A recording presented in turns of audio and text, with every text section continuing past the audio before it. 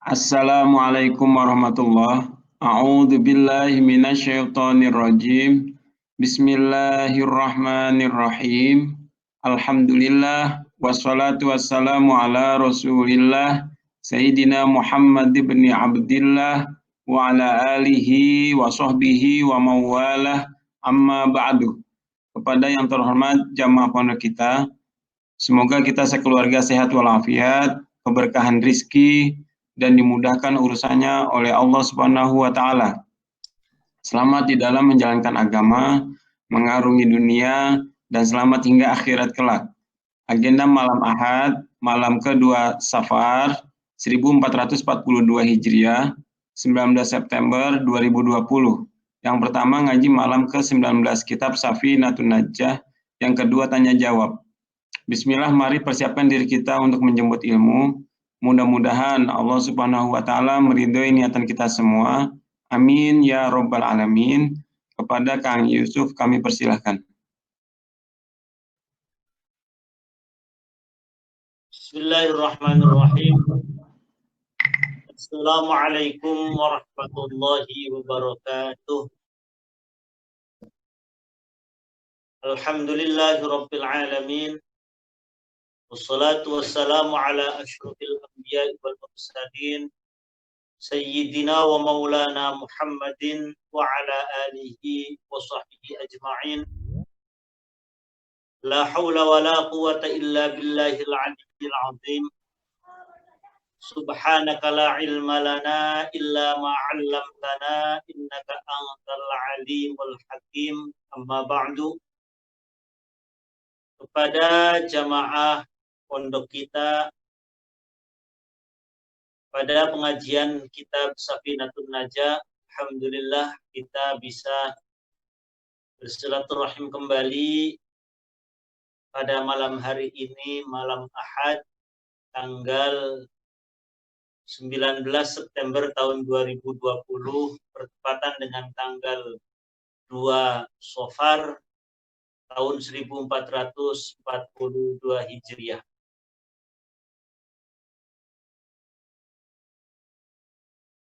Alhamdulillah, kita akan melanjutkan kembali pada fasal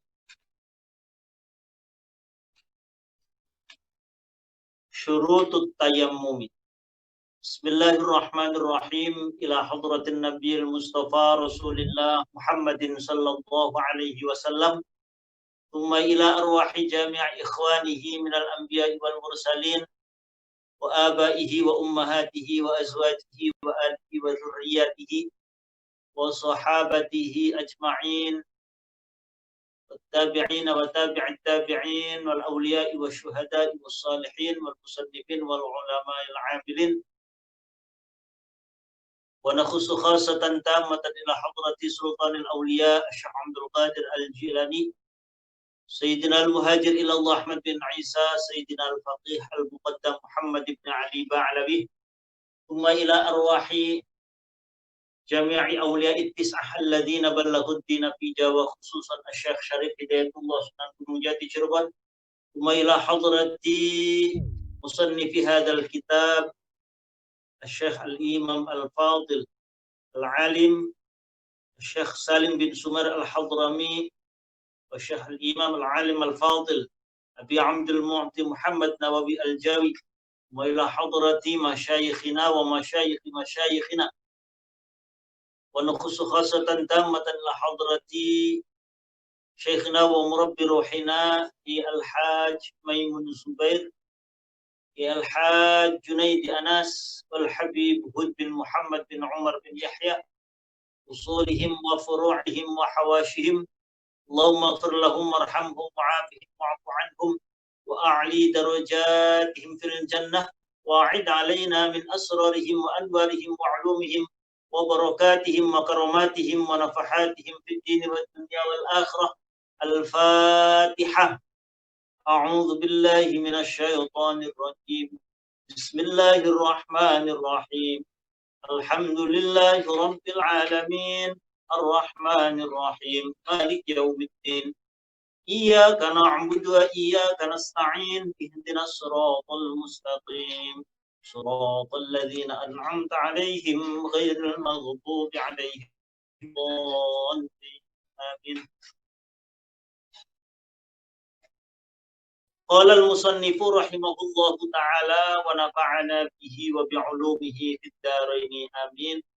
Bismillahirrahmanirrahim. Faslun syurutut tayammumi. Pada pasal sebelumnya,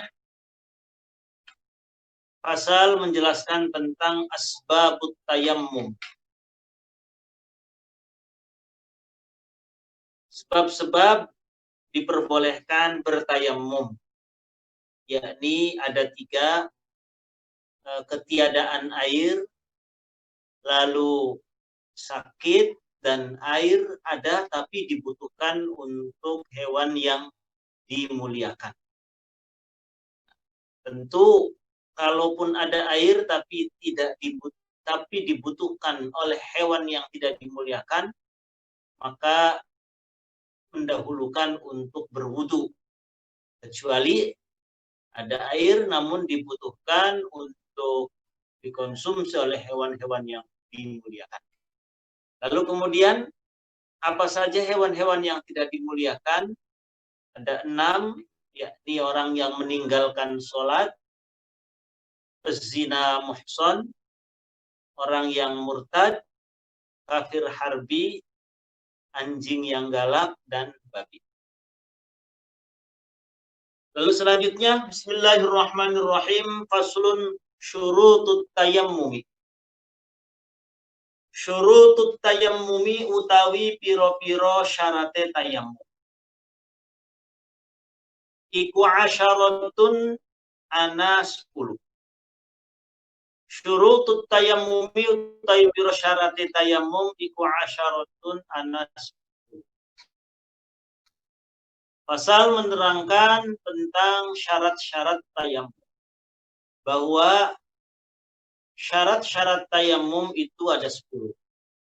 Ketika seseorang mau bertayammum, maka harus memenuhi 10 syarat ini. Yang pertama, ayyakuna. Ayyakuna suwiji yenta ana opo at-turabu lebu. Debu. Ayyakuna suwiji entana opo, mohon maaf. Ayyakuna suwiji entana opo tayammum. Ayyakuna suwiji entana opo tayammum iku biturabin kelawan lebu. Ayyakuna suwiji entana opo tayammum iku biturabin kelawan lebu.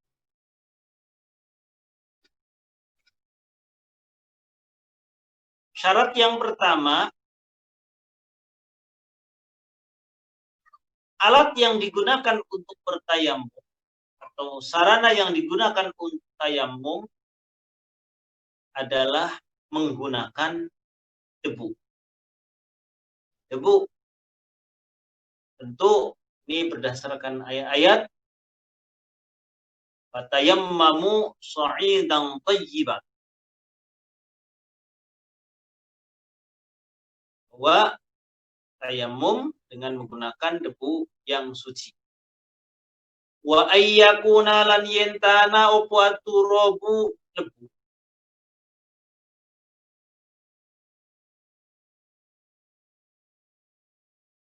Wa ayyakuna lan yentana opo aturabu lebu. Iku tahirun suci. Tadi berdasarkan ayat fatayammamu sha'idan thayyiban. Maka bertayamumlah dengan menggunakan sha'id. Dalam tafsirnya dijelaskan turaban. Sha'idan thayyiban ay turaban tahiran. Debu yang suci. 2. Kemudian yang ketiga,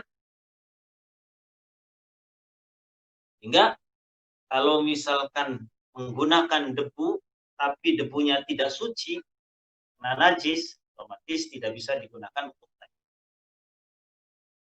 Kemudian yang ketiga, wa alla yakuna lan yenta orana opo tayamum. Wa alla yakuna lan yenta ora ana opo tayamum. Opo debu ya Allah.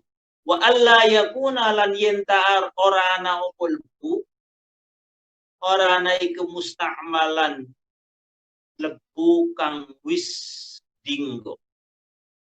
Wa alla yakuna lan yenta ora ana opo lebu iku musta'malan lebu musta'mal.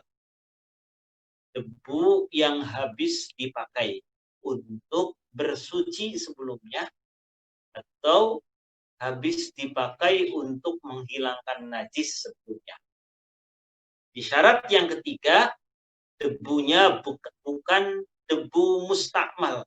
Apa itu musta'mal? Musta'mal itu debu yang habis digunakan untuk bersuci sebelumnya atau habis digunakan untuk menghilangkan najis. Ya, contoh, misalkan debunya ada orang habis tayamum, kemudian bekas debu tayamum tadi dinamakan debu musta'mal. Maka debu bekas tadi atau debu musta'mal tidak bisa digunakan untuk tayamum. Atau debunya habis digunakan untuk menghilangkan najis. Seperti misalkan, seperti kayak orang mau habis menghilangkan najis mughalladhah, najis terkena cilatan anjing ataupun air liur anjing, kan salah satu basuhannya itu harus dicampur dengan debu. Nah, debu tadi misalkan sudah mengering, otomatis debunya adalah debu musta'mal.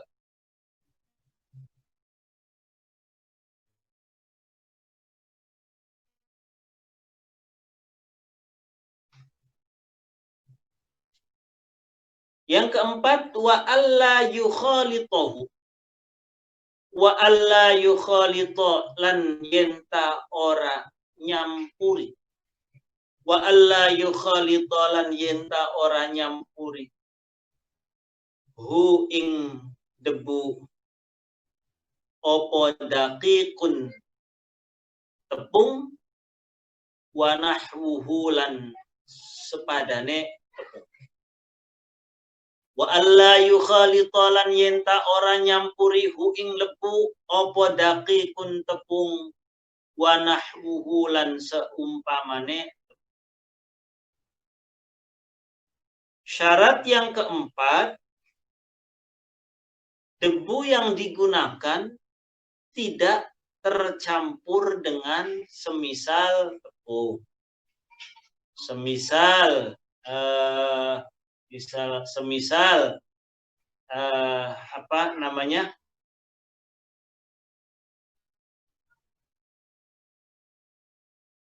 Kapur. Misal kapur. Ada kapur gamping itu ya, kapur gamping itu kan zatnya itu seperti debu, dia halus. Sebagaimana juga tepung, ketika debunya tercampur dengan tepung atau semisalnya kayak kapur misalkan, maka tidak bisa digunakan untuk bertayamum. Jadi harus debu murni.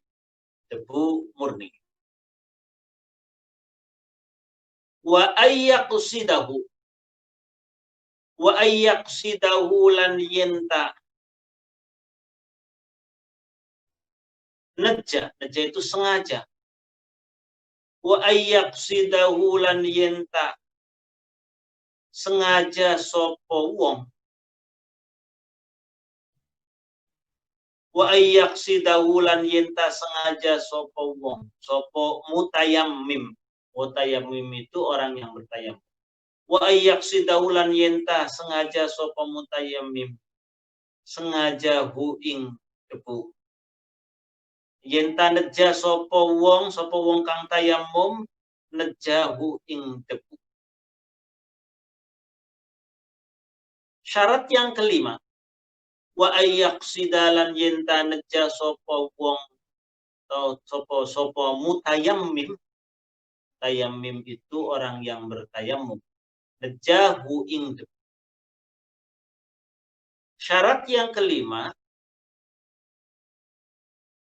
seorang yang bertayammum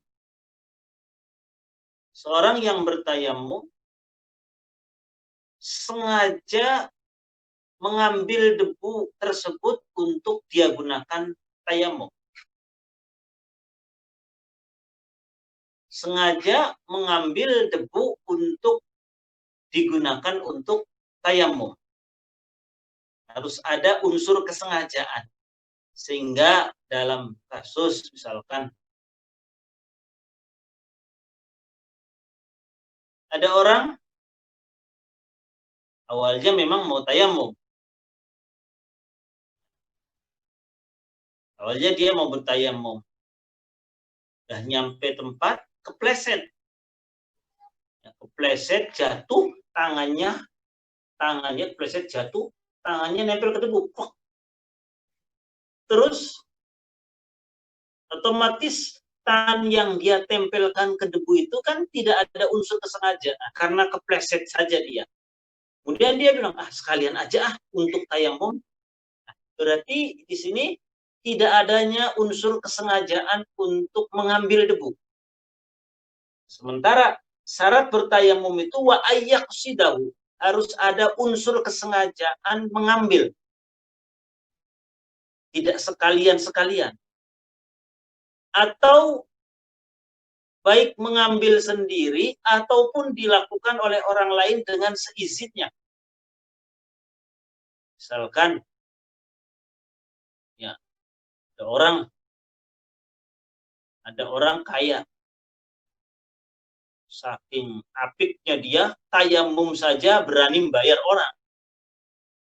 Misalkan aja ini, nyuruh, kamu nanti saya mau tayammum nih, tapi tolong ambilin itu, kemudian usapkanlah ke muka saya ya. Nah itu, baik dilakukan sendiri ataupun dilakukan oleh orang lain yang seizinnya. Pokoknya intinya ada unsur kesengajaan. Baik kesengajaan dilakukan oleh sendiri ataupun dilakukan oleh orang lain dan seizinnya. Ada unsur. Nah. Contoh yang tidak ada unsur kesengajaan. Ada orang mau tayammum.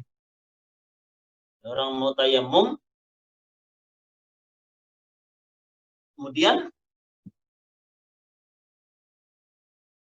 di tempat itu angin kencang. Angin ini membawa debu. Menyapu mukanya dia. Udah ada di sini kan debunya. Saya niati saja untuk tayammum misalkan. Nah, ini tidak cukup. Karena tidak ada unsur wa ayyaqsidahu. Tidak ada unsur kesengajaan untuk mengambil debu yang digunakan untuk tayammum. Di syaratnya memang harus ada unsur kesengajaan mengambil, baik dilakukan sendiri ataupun dilakukan orang lain yang seizinnya. Itu wa ayyaqsidahu.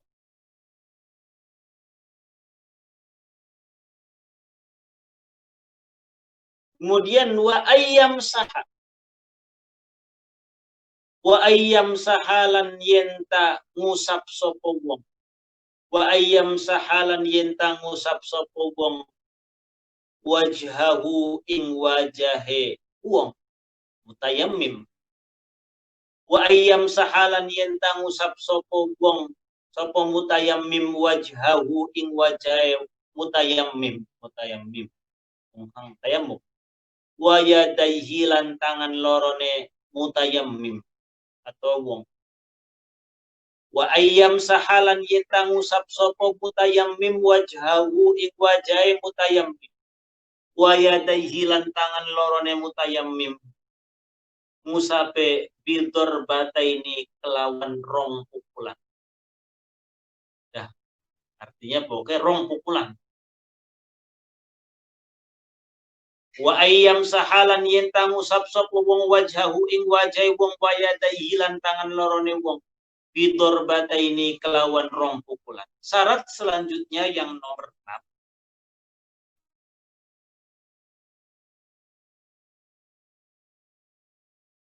Seorang yang bertayamum mengusap wajahnya dan kedua tangannya, mengusap wajahnya dan kedua tangannya harus dengan dua kali pengambilan debu. Jadi di sini di dorbatain itu plek untuk muka, plek untuk tangan. Dorbatun, ya, dorbatun pukulan yang pertama, ya, pengambilan pertama kan plek. Kemudian itu dorba pertama, satu kali dorba. Kemudian dorba yang kedua plek. Ini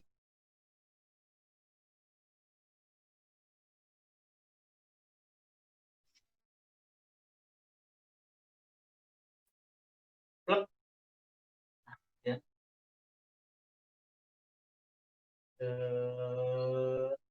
Untuk tangan nih.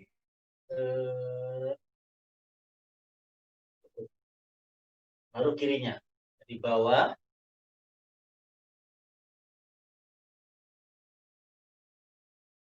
Jadi dorbatun pertama atau ngambil pertama untuk muka, dorbah yang kedua untuk tangan. Tadi caranya untuk tangan, plek tangan. Ini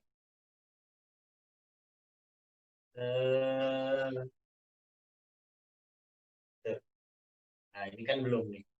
Nah, ini udah. Kan ini masih ada debu yang tadi ngambil. Satu. Ini. Cukup seperti itu tayamum. Nawaitu tayammuma listibahatin nafis sholat. Saya niat tayamum untuk supaya diperbolehkan melaksanakan sholat. Jadi itu maksudnya bidorbata ini. Mengusap wajah dan kedua tangan itu dengan dua kali dorbah, dengan dua kali pukulan. Artinya dua kali mengambil. Minimalnya dua kali mengambil. Jangan sampai misalkan satu kali ngambil, plek, kan?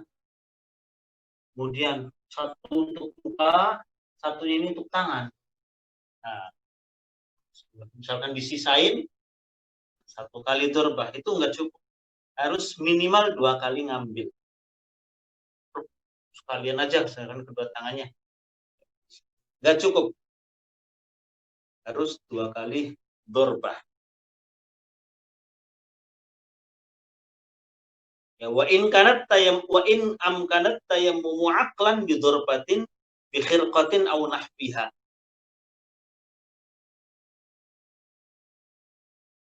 Bi ay yadriba bil khirqah ala turabin wa yad'uha. Wa yad'ah bi ay yadriba bil khirqati ala turabin wa yad'aha ala wajhihi wa yadayhi ma'an wa yurattibu fil masri bi ayyam sahawajhahu bi tarfiha thumma yadayhi bi tarfiha al-akhar fala yaqdi dzalika syar'an li'annahu naqlatun wahidah. Nah,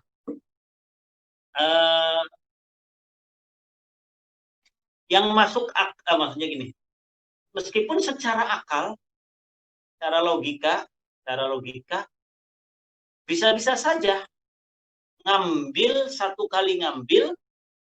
satu kali ngambil untuk 2 kali usapan untuk muka dan usapan untuk kedua tangan.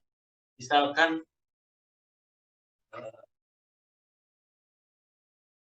ada orang ngambilnya nggak pakai tangan, nggak bisa saja. Ngambilnya pakai tangan, ngambilnya tidak pakai tangan langsung. Ngambil debunya itu dengan 1 lembar kain. Jadi 1 lembar kain ada panjang, kemudian plek, kain itu plek, ya, ngambil dorba, kemudian yang setengah kain ini untuk membasuh muka, untuk mengusap muka, yang setengah kain debunya tadi, debu yang setengah kainnya untuk mengusap kedua tangan. Ini tidak cukup, karena meskipun secara prakteknya terkena semua, tetapi dia ngambilnya hanya 1 dorba. Sementara syaratnya itu harus 2 kali dorba, harus 2 kali mengambil. Prakteknya seperti itu, yang 1 kali dorba. Jadi ngambil, pakai selembar kain yang cukup panjang, plek debunya semuanya, kainnya diplek, diisi debu semua. Nah, separuh debu yang ada di kain untuk muka, separuh kainnya untuk kedua tangan. Itu misalkan. Maka ketika hal itu dilakukan, tidak cukup. Artinya tidak sah. Terus 2 kali ngambil, 2 kali mindah. Wal muradu bid-darbi an-naqlu, yang dimaksud dengan ad-darbu itu yang memindah. Walau akhadat turaba minal hawa kafa. Sehingga kalaupun seseorang ngambil debunya itu dari awang-awang, dari awang-awang, misalkan lagi angin puting beliung, membawa debu yang suci, dan gini aja, ngambil air, ngambil debu untuk muka, kemudian ngambil lagi untuk kedua tangan, boleh. Nah, jadi debunya tidak menempel di tembok misalkan atau di bebatuan. Kalaupun ngambil dari awang-awang pun boleh. Yang ke-6. Kemudian yang ke-7, wa ayyuzila, ini di kitab saya itu ada la-nya itu salah. La-nya harus hilang. Wa ayyuzila lan yenta ngilangaken sapa mutayammim. Wa ayyuzila lan yenta ngilangaken sapa mutayammim an-najasata ing najis awalan ing dalem kawitan. Wa ayyuzila lan yenta ngilangaken sapa mutayammim an-najasata ing najis awalan ing dalem kawitan.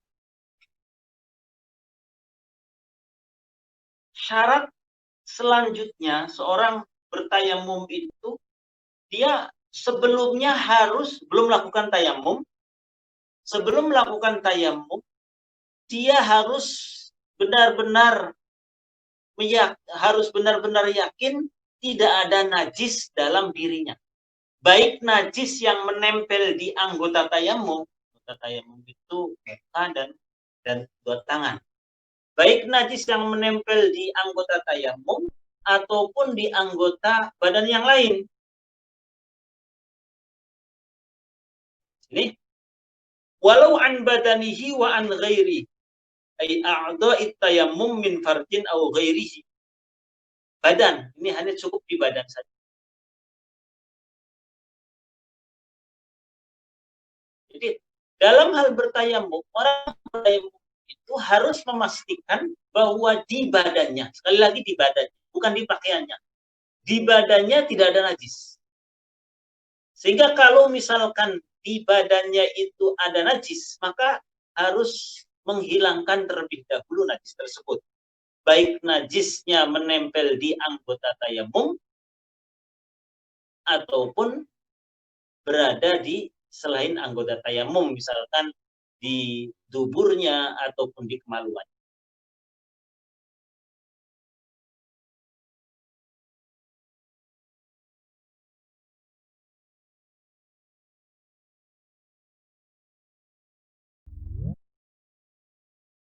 Baik. Itu yang ke-7. Menghilangkan najis terlebih dahulu. Wa ayyajtahida. Yang ke-8. Wa ayyajtahida lan yenta niti-niti. Wa ayyajtahida lan yenta niti-niti sapa mutayammim fil qiblati ing dalam kiblat. Qablahu ing dalam sedurunge tayam. Wa ayyajtahida lan yenta niti-niti sapa mutayammim fil qiblati ing dalam kiblat. Qablahu ing dalam sedurunge tayam.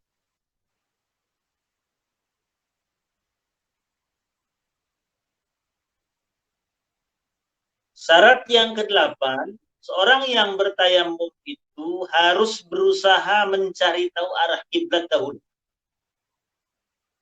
Harus mencari tahu arah kiblat dahulu. Harus sudah memastikan arah kiblatnya kemana. Karena ini berbeda dengan wudu ya. Kalau wudu tidak harus. Kalau wudu tidak harus. Orang wudu mau sholat, ya wudu untuk sholat. Dia belum tahu arah kiblat pun tidak masalah.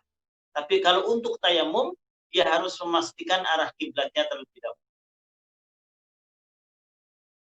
Orang berwudu tidak harus menghilangkan najisnya dulu.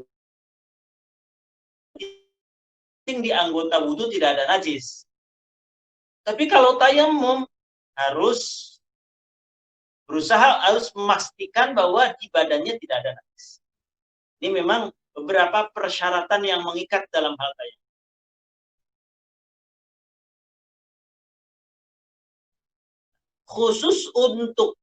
Khusus untuk syarat yang ke-8, memastikan arah kiblat sebelum tayamum, ini ada perbedaan pendapat.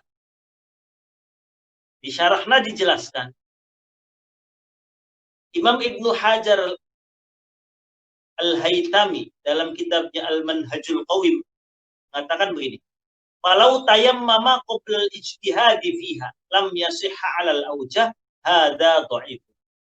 Kalau ada pendapat yang mengatakan bahwa tayammum seseorang tidak sah manakala dia belum memastikan dan mencari tahu arah kiblat, itu pendapat yang lemah. Menurut Imam Ibnu Hajar, fayasihhu tayammumu ba'da dukhulil waqti walau qabla al-ijtihad fil qiblah. Menurut Imam Ibnu Hajar, maka seseorang yang bertayamum sebelum dia mencari tahu arah kiblat, asal sudah masuk waktu sholat, meski belum tahu arah kiblat, tetap sah menurut beliau. Jadi untuk syarat 8 ada perbedaan pendapat. Silakan. Kemudian yang ke-9, wa ayyakuna tayammumu ba'da dukhulil waqti. Wa ayyakuna lan yatana wa tayammumu tayammum. Iku ba'da dukhulil waqti ing dalam sawise manci. Wa ayyakuna lan arep yentana opo at-tayammumu tayammum. Iku ba'da dukhulil waqti ing dalam sawise manjinge waktu. Kali ini syaratan mengikat bahwa yang 9, tayammum hendaknya dilakukan setelah masuk waktu sholat. Waktu sholat. Jadi kalau ada orang mau sholat zuhur bukan dengan berwudu, dia harus tayammum. Dengan tayammum, maka pelaksanaan tayammumnya, melakukan tayammumnya itu harus sudah masuk waktu zuhur. Tidak sebagaimana berwudu. Orang kalau berwudu mau sholat zuhur jam 12. Kemudian wudunya jam setengah 12 tidak masalah. Tidak mengapa, sah-sah saja. Asal belum batal, nanti pas zuhur dia langsung sholat, sah. Tapi kalau tayammum dilakukannya harus sudah masuk waktunya sholat. Jadi kalau memang mau tayamum sholat zuhur ya sudah masuk waktu zuhur. Misalkan waktu zuhurnya jam 12 ya harus sudah jam 12. Di sini di annat tayammuma taharatun darurah wala darurata qabla dukhulil waqt. Karena tayamum itu bersuci yang sifatnya emergensi. Bersuci yang sifatnya darurat. Dan kedaruratan itu belum ada kalau belum masuk waktu. Kedaruratan kan dia mau sholat zuhur. Ya kalau belum masuk waktu zuhur kan daruratnya belum wujud. Belum ada. Maka baru ada unsur darurat kalau sudah masuk waktu.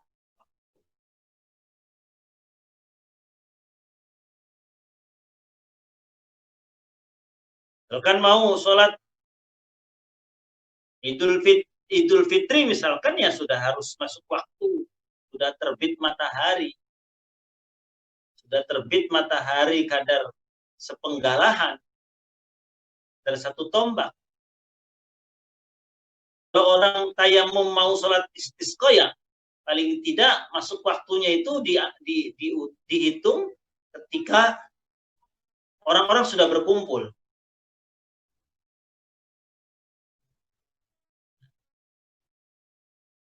Orang tayamum mau sholat jenazah, ya sekiranya jenazah sudah dimandikan. Jenazah sudah dimandikan. Orang tayamum mau sholat tahiyatul masjid, ya dia sudah masuk di dalam masjid. Baru tayamum. Dan yang terakhir wa ayyatayammama. Wa ayyatayammama lan yenta tayammum sapa wong. Wa ayyatayammama lan yenta tayammum sapa wong. Likulli fardin. Kadua saben-saben salat fardu. Wa ayyatayammama lan yenta tayammum sapa wong. Likulli fardin kadua salat fardu. Kadua saben-saben salat fardu. Wa ayyatayammama lan yenta tayammum sapa wong likulli fardin kadue saben-saben salat fardu. Jadi syarat yang ke-10 adalah setiap kali mau melakukan salat fardu ya dia harus tayammum. Jadi intinya jatah tayammum itu kalau untuk salat fardu hanya bisa dilakukan satu kali salat fardu. Namun kalau untuk salat sunnah berapa kali pun boleh. Kalau orang mau tayamum sholat zuhur, ya ketika sholat zuhur sudah selesai masuk waktu asar, meski belum batal sekalipun, ya harus tayamum lagi untuk sholat asar. Nanti sholat maghrib, ya harus tayamum lagi untuk sholat. Beda dengan wudu. Kalau wudu asal belum batal, bisa langsung sholat. Tapi kalau tayamum tidak. Tayamum setiap kali satu kali sholat fardu ya tayamum. Tiap mau sholat fardu tayamum, mau sholat fardu tayamum. Kalau untuk sholat sunnah berapapun, satu tayamum untuk misalkan sholat tahiyatul masjid, sholat qobliyah, sholat hajat boleh. Kalau sholat fardu satu kali. Faslun furudut tayammumi wallahu a'lam. Baik Mas Ari, itu kesimpulan bahwa ketika orang mau bertayamum, dia harus memenuhi 10 syarat yang harus dilakukan.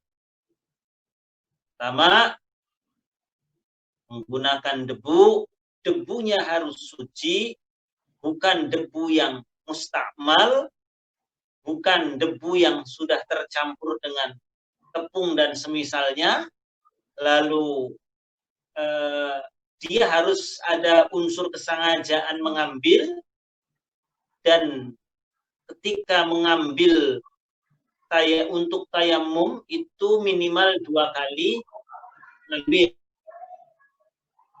dengan mengusap kedua tangan. Lalu harus menghilangkan najis lebih dahulu di badannya. Setelah mau sholat fardu dia harus bertayamum. Itu Mas Ari yang bisa disampaikan pada malam hari ini. Wallahu a'lam. Al-Fatihah. A'udzu billahi minasyaitonir rajim. Bismillahirrahmanirrahim. Alhamdulillahirabbil alamin, arrahmanir rahim, maliki yaumiddin. Iyyaka na'budu wa iyyaka nasta'in. Ihdinas shiratal mustaqim. Shiratal ladzina an'amta 'alaihim ghairil maghdubi 'alaihim waladdallin. Baik Mas Ari, silakan. Bagi jamaah yang ingin bertanya dipersilakan. Sebelumnya mic-nya dihidupkan kembali.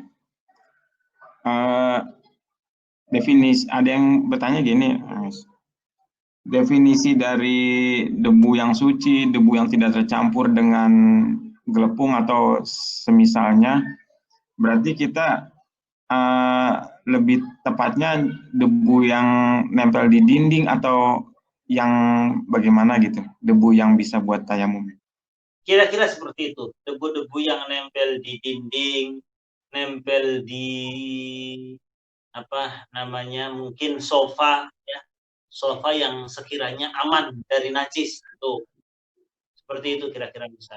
Nah, sempat ada ini, sempat ada kontroversi ketika di pesawat, ya. Konon di pesawat itu konon tidak dikatakan di situ ada debu. Tidak, artinya harus memastikan dulu di dinding-dinding pesawat terbang itu memang ada debunya. Sebab banyak konon, entah itu jamaah haji ataupun jamaah umroh yang asal Pak, menurut pandangan mungkin pembimbingnya, pokoknya ya di situ di tempat duduknya, kemudian langsung nempelin, padahal belum tentu di situnya ada debu. Belum tentu di situnya ada debu. Jadi harus memastikan. Itu Mas Ari kira-kira. Memperjelas yang tadi yang di dinding. Di dinding itu bukan berarti debu bercampur dengan apa namanya tembok, itu kan ada mungkin cat atau apa gitu, pecahan-pecahan cat kan biasanya ada tuh, apa gimana itu? Iya kalau ya tentu kita bisa mengira-ngira sendiri ya, mengira-ngira sendiri. Kebetulan kalau di sini kayaknya catnya cat mahal, jadi nggak ada kelupasannya, jadi kayaknya bukan cat. Tapi kalau dinding-dinding, guyon saja Mas Ari. Kalau di apa namanya, di tembok-tembok yang mungkin barangkali cat yang sudah rapuh atau sudah lama yang gampang mengelupas, kalau itu kita ya pastikan kayaknya bercampur dengan cat, ya tentu itu tidak bisa digunakan untuk saya. Yang tahu tentu kita ya, tentu yang tahu kita Mas Ari. Jadi tidak bisa disamaratakan. Yang tembok itu tidak juga. Ya, mungkin itu dulu. Jamaah yang lain ingin bertanya apa nanti dilanjutkan di grup saja? Enggak. Ya.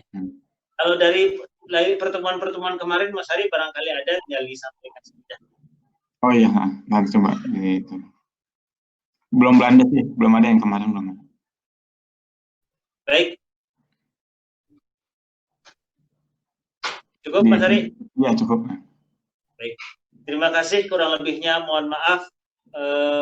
Mudah-mudahan kita semua senantiasa diberikan kesehatan, keselamatan oleh Allah Subhanahu wa Ta'ala, terutama dari pandemi COVID-19 ini yang Masya Allah kabarnya kalau mendengar dan membaca di media-media itu, intinya yang penting kita semua bertawakal, berikhtiar, dan berdoa.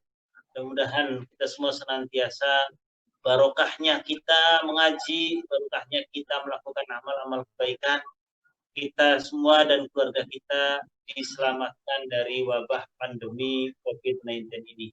Ala hadhihi niyah wa ala kulli niyatin salihah. Al-Fatihah. A'udzu billahi minasyaitonir rajim. Bismillahirrahmanirrahim. Alhamdulillah. Maliki yaumiddin. Iyyaka na'budu wa iyyaka nasta'in.